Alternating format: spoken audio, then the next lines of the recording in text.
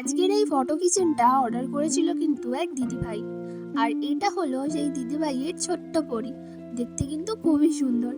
তো দিদিভাই আমাকে তার ছবিটা দিয়ে বলেছিল যে এটা দিয়ে একটা বাইকের চাবির রিং করে দিতে, আর এটা দিদিভাই অর্ডার করেছিল কিন্তু তার হাজবেন্ডকে গিফট করবে বলে। আর এখানে দিদিভাই আমাকে শুধু শেপটাই চুজ করে দিয়েছিল, আর বাদ বাকি পুরো কাস্টমাইজটাই বলেছিল যে আমার মনের মতন করে দিতে, যেন দেখতে সুন্দর হয় আর দিদিভাইয়ের হাজবেন্ডের যেন অনেক পছন্দ হয়।